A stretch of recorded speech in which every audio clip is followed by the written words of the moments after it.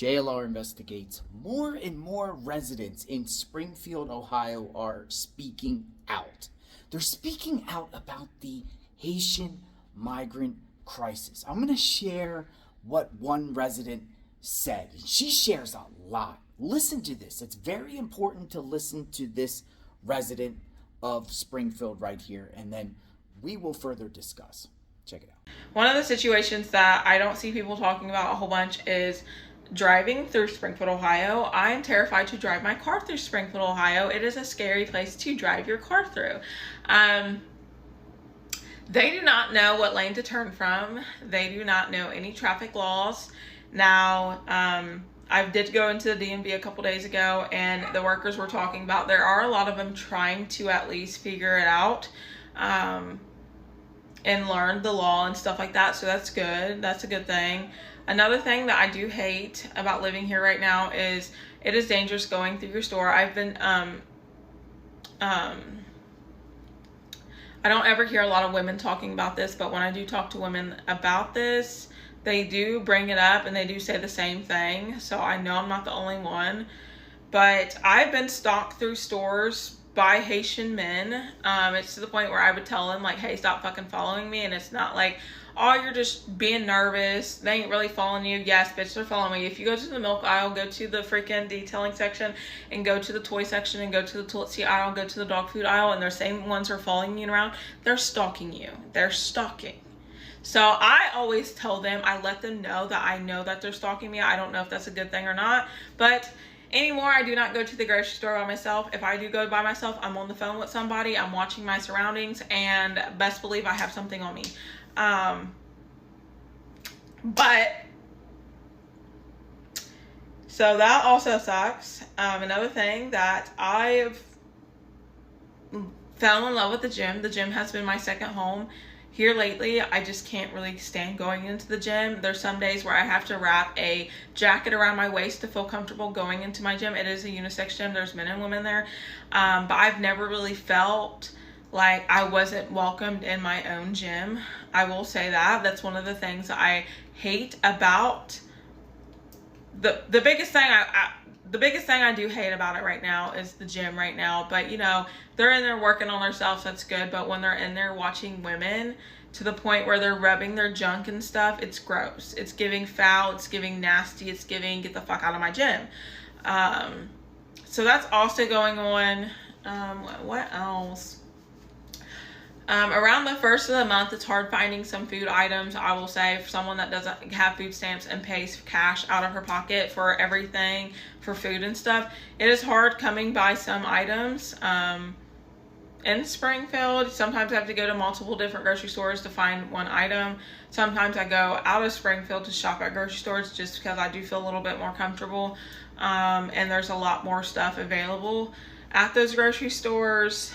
Other than that, I do feel like another thing that I do see, what I've heard from like some of my healthcare friends, is a lot of them are coming over with diseases. A lot of them are coming over with nasty cancers. A lot of them are coming over with stuff that's non-curable, which, you know, is terrible, you know, but it's terrible. But it has something to do with cleanliness or cleansingness or whatever you want to call it. Some of them are living in like really bad living conditions, and some of them are just moving in like houses that shouldn't even be allowed to be rented out to or allowed to be moved into.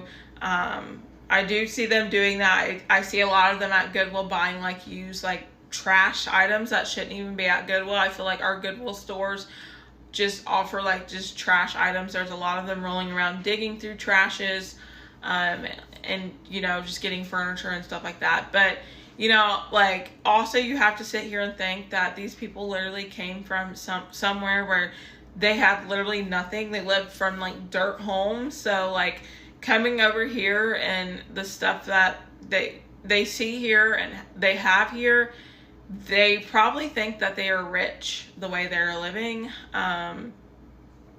And it is a big adjustment for us that have been here. It's a big adjustment for them.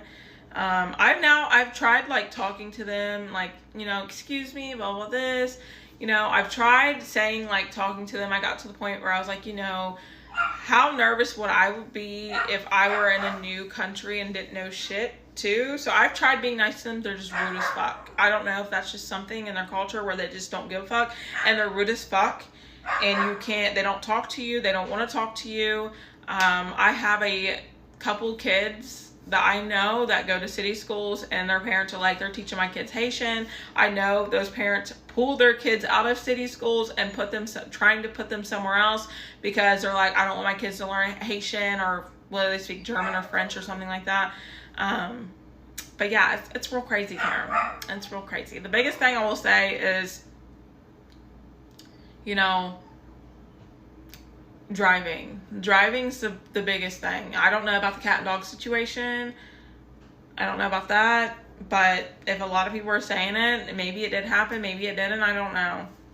Yeah, so she's saying about the driving. She's scared of the drivers in that area. And we seen firsthand on JLR Investigates many Haitian migrants driving without license plates, weaving in and out of traffic without using turn blinkers. It's scary stuff, folks. But she also shares a lot more. She talks about how she goes to the store and she gets stalked by individuals. It's wild stuff, but I believe her. Based off what I seen in Springfield myself. It's good that residents are speaking out and finally have the courage to speak out. We will continue to monitor who says what, when, why, and how. I was in Springfield for many days, and I've seen it all, folks, when I was in Springfield. Check out our playlist on JLR Investigates. We share a lot. EBT schemes, Walmart Spark schemes, food stamp fraud type things, driving. The list goes on and on. Guns, Haitians getting guns. The list goes on and on. I plan to go back to Springfield to cover more that's going on very soon, so stay tuned for that. Subscribe to the channel, hit the notification button. What in the world is going on in Springfield? And when more residents speak out, I will share with all of you. I am JLR Investigates. Stay tuned.